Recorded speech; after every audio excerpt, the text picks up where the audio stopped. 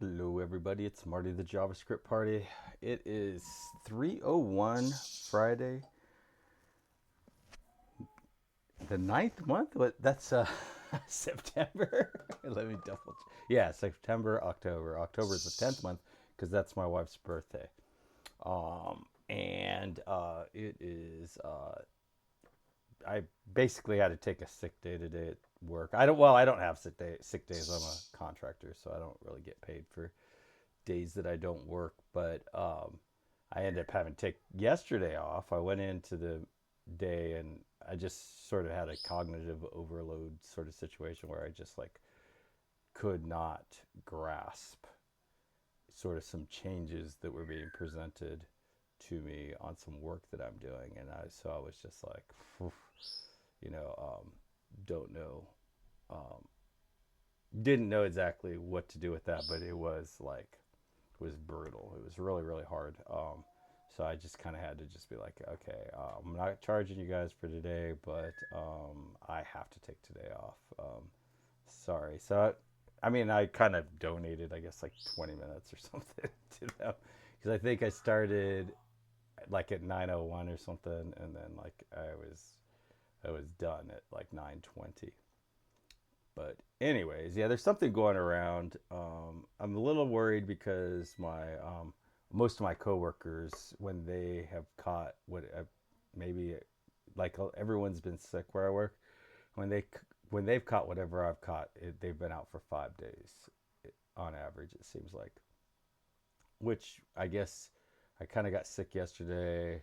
We definitely had the worst of it this morning, but it is sort of an up and down kind of thing. And then uh, yeah, like that. I guess that would mean that like on Tuesday I'd feel better. But my wife, she kind of had a lot of the same symptoms I have on Wednesday, and then Thursday she got pretty bad, and then which was kind of nice because normally I catch everything first, and then I kind of figure out the ways to deal with a lot of the symptoms. But this time she got it, and she's like, "Oh, if you start to feel nauseous, make sure you take ibuprofen." And sure enough, I started feeling nauseous, and I took an ibuprofen, and that took care of all that. But anyway, so yeah, I'm trying to get through this. I was thinking about this because I didn't really have a lot to think about. The thing I'm doing at work. Apparently, Crash Bandicoot 4 is out. I don't even know what that is. Um, but man, my brain just isn't functioning very well. Um, oh yeah, so I can't really think about the stuff that I have going on at work because it's like bleh. There's just like it was already pretty hard to deal with, but then like there's some changes that need to be made, and I just can't quite wrap my mind around them at the moment. So hopefully my brain is working better on Monday. Um, anyways, I did notice on this that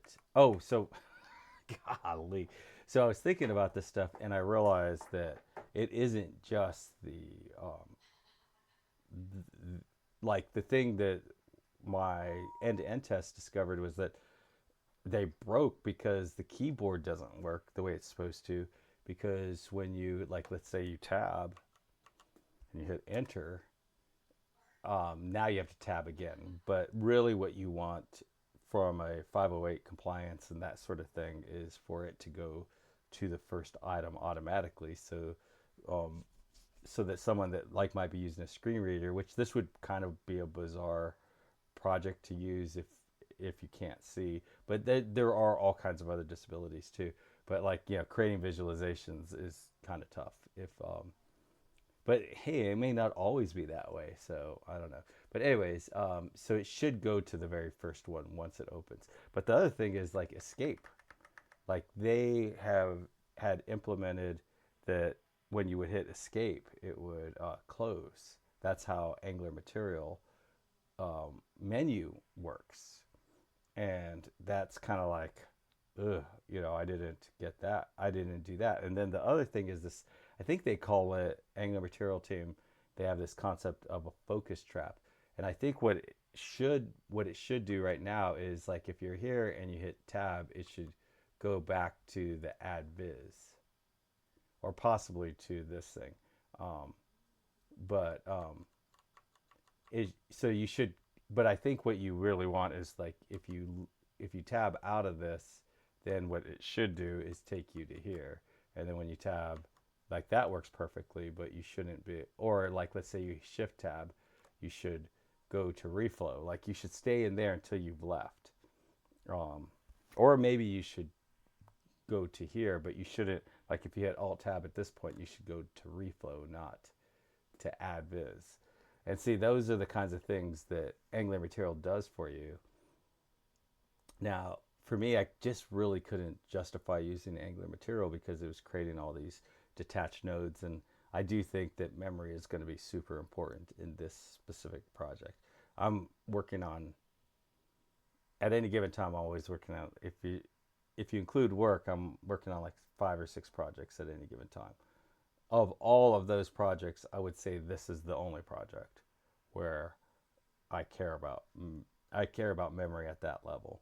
You know, like where, because I just think that I want to build something that you could spend hours and hours and hours tweaking and playing around with stuff or importing STLs and doing all kinds of stuff. You know, that I want to be able to do, and I would hate for the browser just to die because it's used up all the memory.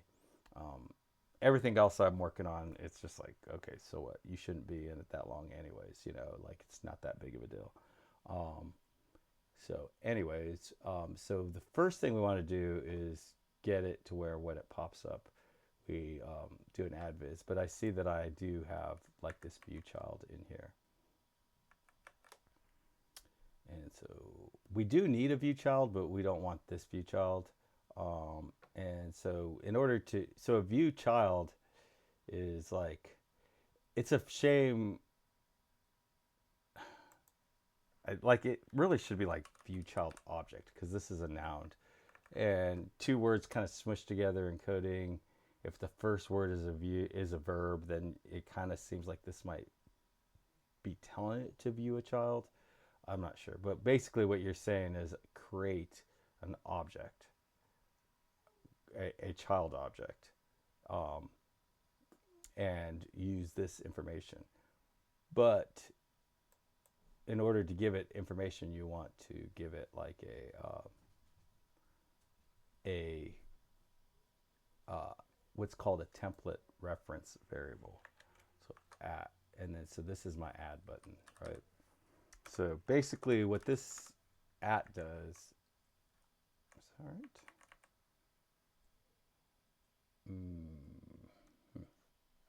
Let's go to ChatGPT. Unfortunately, my brain just is not functioning very well, but I could have sworn that's how you created template reference variables, and I think we did one yesterday. But unfortunately, I guess it's been slow. I don't know. My internet's just slow. But do you just click this? Oh yeah. Okay. So yesterday we were talking about. Man, this was such an interesting conversation that I had with ChatGPT because it really showed me sort of the weaknesses in um, LMSs, large language modeling systems. But anyways, what did we do?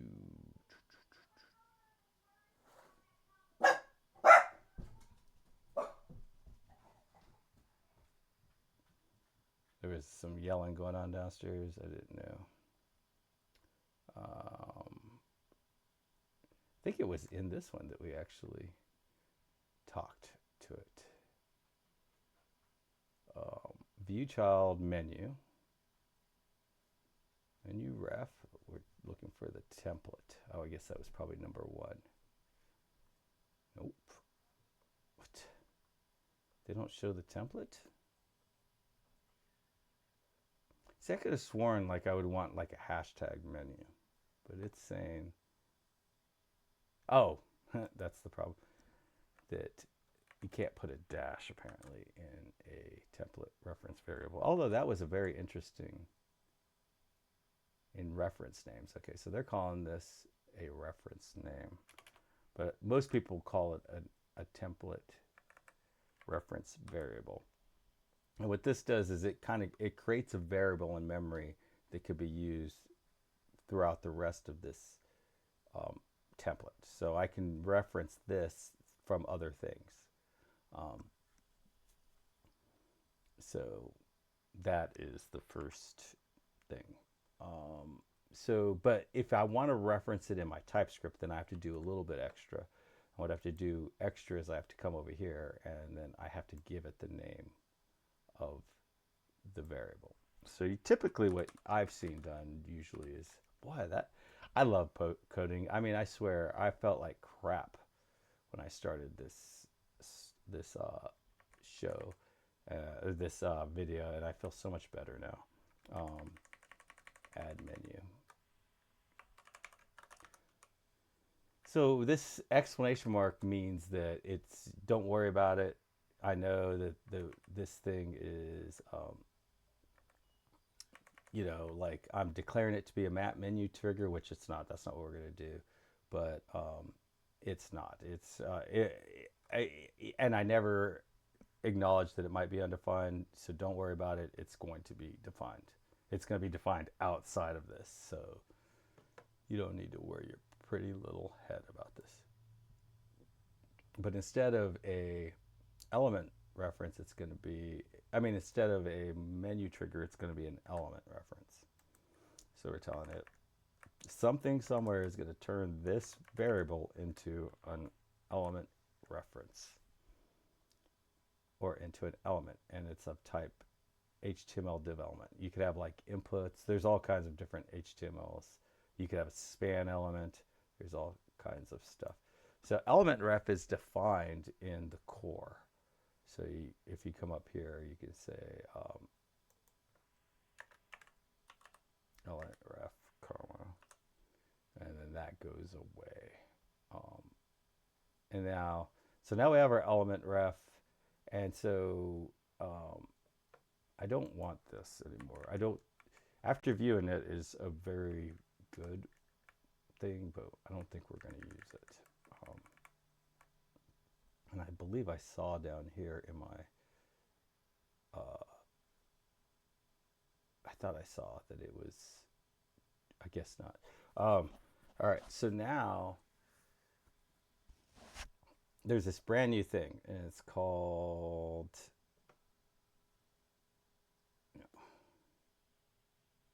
yeah, oh, that was one of the other options. I think this is the one. Yeah, after next render, which I've never heard of. Okay, I tried to use this one time before, actually. I believe it might have been in this project, but it might have been in another project. Let's go ahead and get rid of this import up here. Oh, man. And then, up here out of core, we want after next render.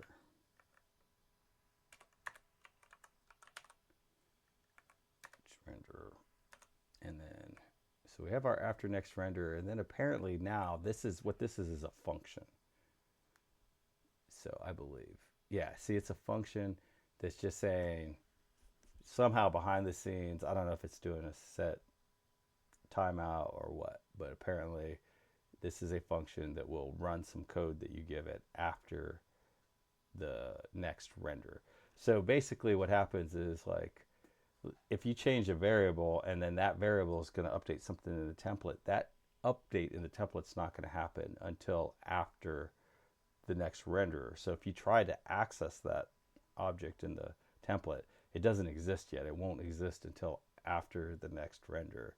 So I love this name. This is a great a great name. I wish we kind of had like a shorthand name for like execute or something like that. Run after next render or something like that, but we don't. So anyways, I guess we want to try to run this thing.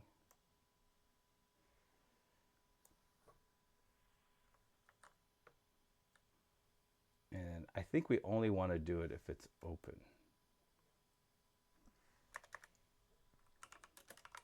Good. So we will basically want to say, so, okay, so if you think through this, we're going to, when we set this thing to open, then after the next, then the next time we render, it's going to, change the, the, um, the CSS, right? That's what's going to happen the next time it renders. And then when the CSS is changed, then we will be able to focus on it.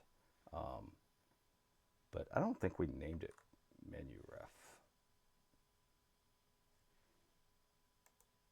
Actually, I kind of want to call it add menu button here. See, like over there in the, when we name it, we don't really need to add button because it's in a button. But over here, we don't necessarily know if it's in a button. Now, technically, this isn't necessary, right? Because this question mark isn't necessary because there's no way. Well, I guess it is. It's possible that at some point we may change the default to open. Like maybe we'll have it if the page gets rendered, it's open and you toggle it off. But anyways, so and then I don't. Yeah, so that is a new change in code. I'm just gonna hit refresh. Tab, enter, and it didn't work. I don't know why it didn't work because basically that's what we should be seeing. So this did not do its thing. So let's just see if it executes. And like I said, I have not had luck with this after next render code. I don't know. I just remember not having luck with it. I don't remember the specifics. So, like I might have just been using it wrong. Maybe it doesn't work because it just seems like it didn't work. So now we're going to open our console, shrink this up a little bit.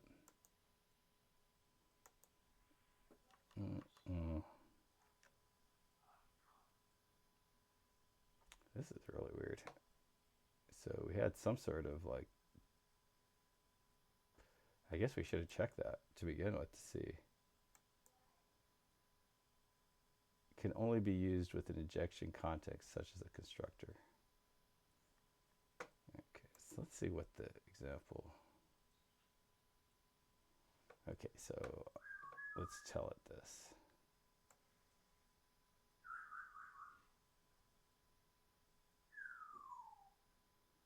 So I don't remember if the last time I tried to use this is what I saw.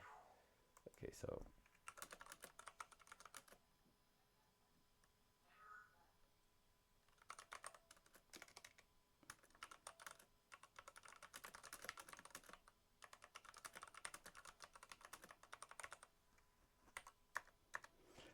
and now I know one thing I've noticed is that like a lot of times called inside injection or inside run injection context wrapper. Did I miss that the first time? Okay, I want to see if I missed that. Yeah, so so this shit don't work. I wonder if it didn't know about this last time, and maybe that's why it didn't work. So apparently now it's saying that I need to actually add this code.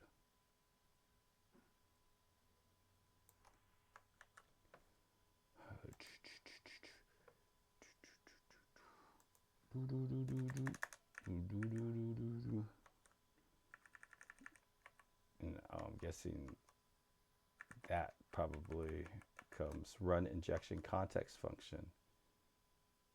Oh man. Then I have to pull in the injector too.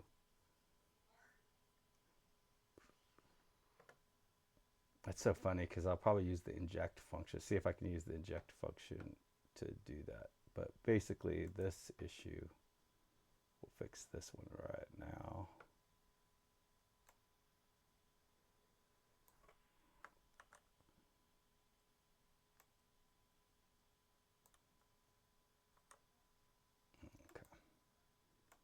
So I believe injector, which is this thing, comes from the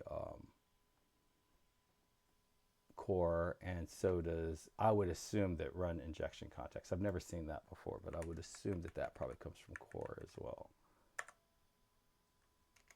So let's do that. Let's go ahead and, I think I can remember injector, and that's a capital I. They're going to have to do something about that too.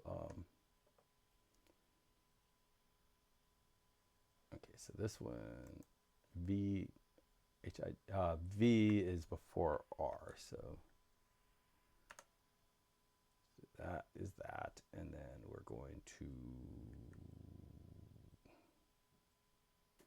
oh, we want inject tor with a capital I. And I think this is a service. I believe that's what that means.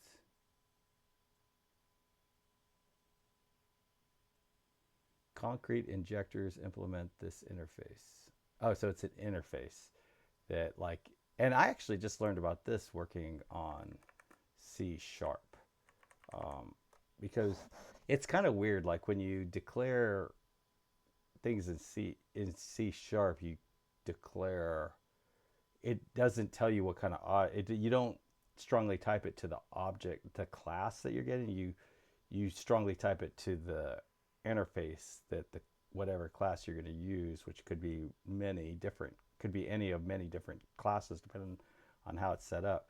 It returns a, so when you strongly type it, you don't type it to the class that you're going to use, you type it to the interface, which is awful, because I think it's awful anyway. So, which is my personal opinion, is that that's awful, because what happens is your class can have a bunch of additional methods, and so it can falsely give you information that you don't have. I mean, it sort of misinforms you, that, because there may be methods that you don't know about. So injector, comma, oops, silly rabbit, injector. It's crazy how much you just want junk food and soda and stuff like that when you're sick. Injector. And then, so now we have our injector. So this code is kind of complicated, and I don't know if it's worth it. I mean, it's worth it. I don't know. It's probably worth it if it works. If it doesn't work, then it's definitely not worth it.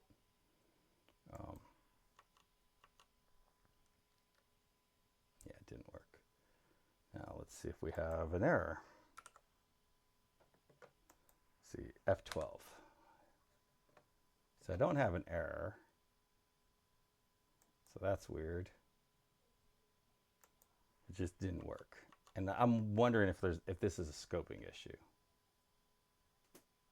So it didn't even get called. I don't have my console log there anymore.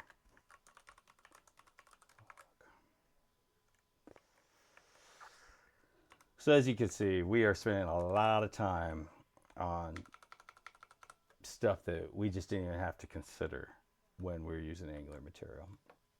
And I think it's important to not delude yourself, right? It's important to sort of be like, yes, this is the cost of not using that and having your, okay, so it did get called. So let's go ahead and put a debugger there. Reload. But yeah, I mean, I'm still pretty sure that I will very strongly regret not just implementing this stuff myself. Okay, does that, see, this is undefined. See, that was what I was worried about, is that this would be this would cause some sort of scoping issue. See, because this add menu, I wonder if this is even, So this is something different, right? It's like,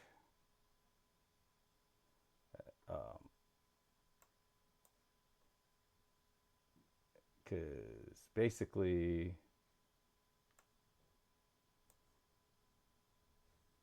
like if we put a break here, so like this is more of a question. I'm pretty sure if we put the break there and then we click this so that we go there, um,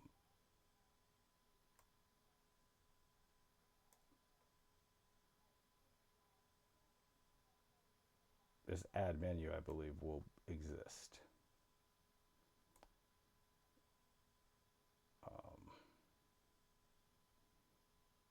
I don't know why. Local, it's kind of interesting. Oh, add menu button.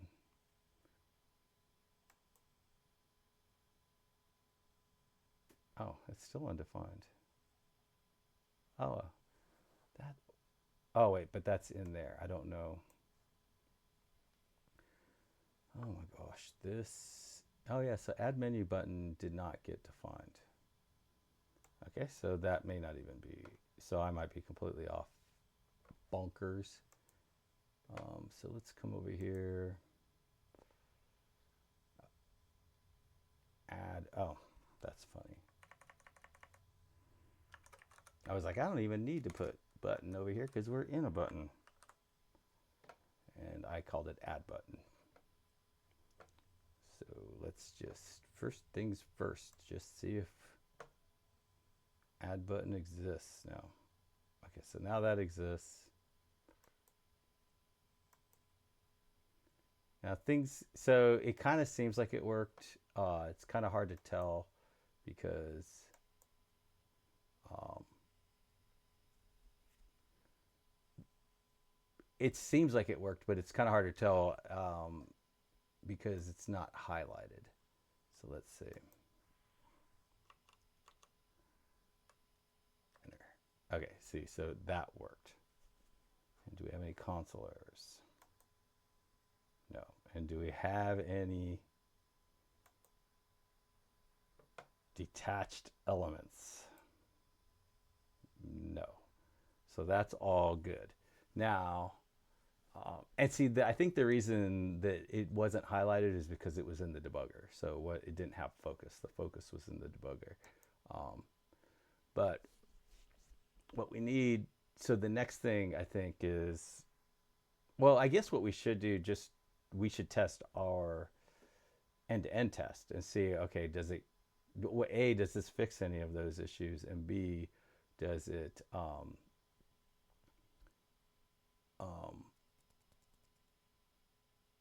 does it catch like the escape not working?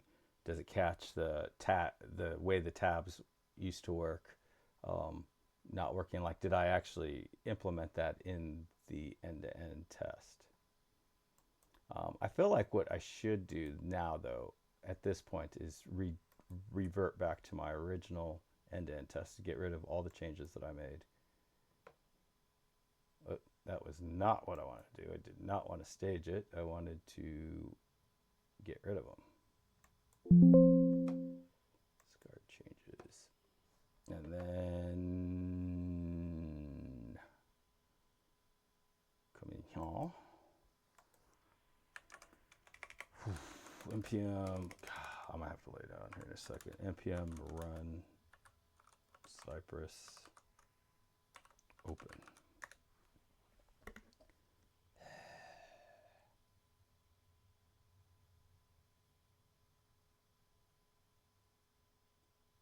Man, it is just crazy. Wish I knew what it was. So the first person that got sick where I worked said he had the flu. Um, Now I thought that I'd already had it because, like, normally 9 times out of 10 when I get sick, the only symptom I ever see is like I can sleep 8 hours. Normally I only sleep 5 hours, but like when I'm sick, I'll sleep 8 hours, which I feel like, you know, that is awesome. Like that, like I just get extra sleep when I'm sick. That's the only side effect. I got really sick yesterday, but I got really sick after a very specific event. Like I was sort of deeply like my whole brain, my whole cognitive, every ounce of cognitive capacity I had was taken, and then like this event happened. Like suddenly it was just like here's a whole bunch of stuff that you need to try to figure out, like just like on a dime, and like first I got like really mad, and then right after that I got really sick. So I think I was already sick because I did sleep a lot the night before that, but I think that this is sort of what like pushed me to the point where I started getting more like symptoms of being sick, which is probably just like a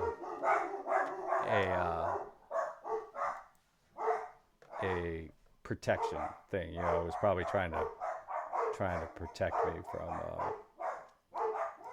kind of overdoing it. But all right, here we go. Here we go. Here we go. Here we go. So I used to work for this place where I worked on visualizations, and I could see a lot of visualizations, and like they had like hundreds of thousands, maybe even millions of different uh, data about people that were working, like in a working context, and it was crazy. Like one thing that I did have access to is oh, so it didn't. One thing I did have access. Oh, I did the resize one. Um, One thing I did have access to was the um, what they called well, I won't say the specific word, but there was basically reports and stuff of everything that happened that was important and stuff. And it is shocking how many people die after meetings, like almost on a daily basis, at least on a weekly basis. Somebody goes, I was, they were in the meeting, they seemed fine. Then they felt sick afterwards. They went home. Later that night, they went to the hospital and they were dead. And it's like happens all the time.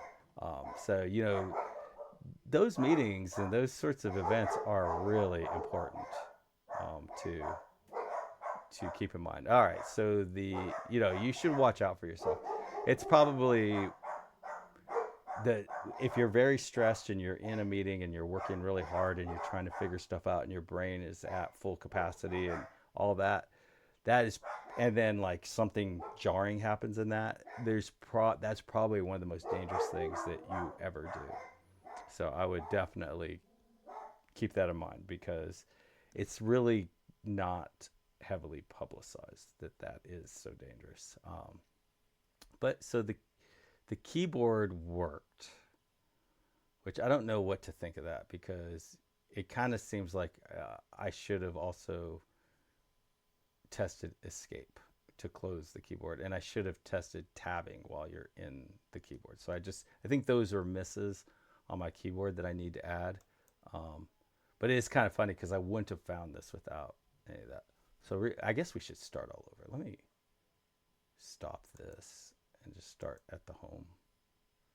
See if anything breaks on our existing tests.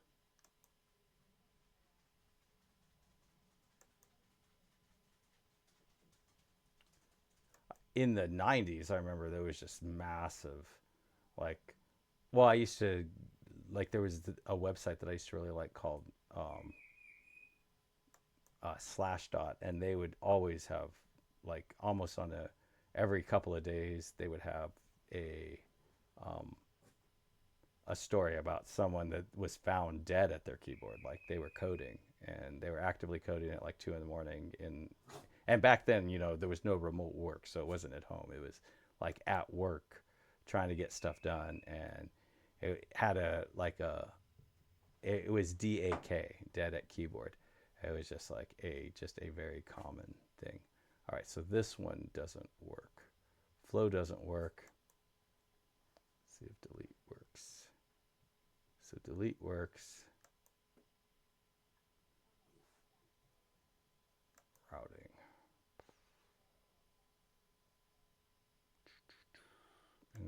this AR works. So reflow is broken. All right, so on the list of things to do, well, yeah, this is the one. And see, it's because it's not open, which is weird. We expected the app menu button to be visible, but it didn't open. And that's weird. I don't know exactly why, but so we have two things on our sort of things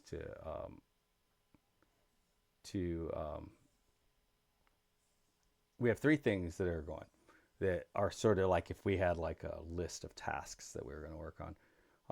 The first task will be to figure out what's going on with this reflow and see if we can get it working. The second thing will be to get escape working. So if you hit escape, it closes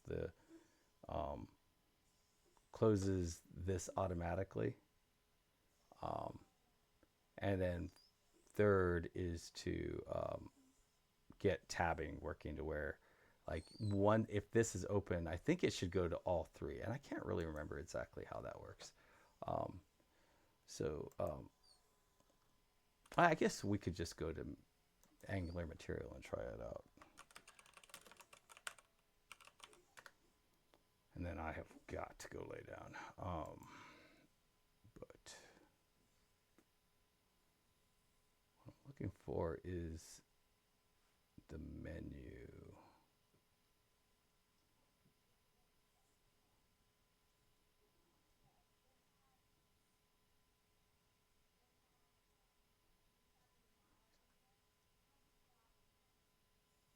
Oh man, I cannot. Is it this one? Options? Matt, I think it was Matt menu, right? Oh yeah, hit this guy. So like, and actually, is this? There's too many choices. Menu. All right, so. Okay, I don't. Okay, that just tabs off. I think they have an examples.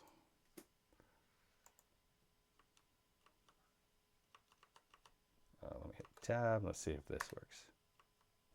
Okay, so their stuff doesn't even work the way I was thinking. I think it would have though.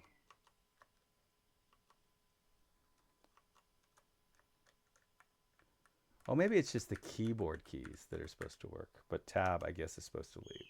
Okay, so that's what's supposed to happen. So when I click on this, and then I guess the keyboard should take me back and forth. The up and down keyboard. What happens with the left and right keyboard, I wonder? So left and right don't do anything, but up and down do. So I guess that's what's supposed to happen, but then the tab should close the whole menu. Enter tab and go to the next thing. Which I don't know if I like that, but like if I tab, it seems like it should kind of take me back to the one I was on. So maybe that's if this is open and one of these, if this is focused, then when you, I don't know though, I think that's perfectly fine. I think all I need to do is, I think when you tab out a reflow, it should take you back to this one. And then that may be easier said than done. And then when you hit escape, it should close the menu. If the menu's open and it gets escape, and that again might be easier said than done. So there's three tasks: one, to get this reflow working; two, to get the tabbing working. I mean, yeah, to get it to where when you tab out a reflow, it sort of captures that event and puts you back, sets the focus on this guy. And third, when you hit escape. if you're anywhere on the screen and you hit escape, um, doesn't really matter. Like even if you were, well, I guess if you tab, man, that's really hard. Oh, now I see why they kind of make it where when you tab, it automatically closes it. Because how do you tell the difference between that and that? But I think as long as you escape, I think as long as you hit escape and it closes, that's fine. I think that's perfectly reasonable. For my for me, I don't know if that's good enough. I don't know if that'd be good enough in a corporate environment or not. But I do think like whatever flavor we decided, um, we would just do that. We could probably talk about this in meetings for hours and hours and hours. Well, I'm gonna go lay down. Happy coding, everybody. Bye.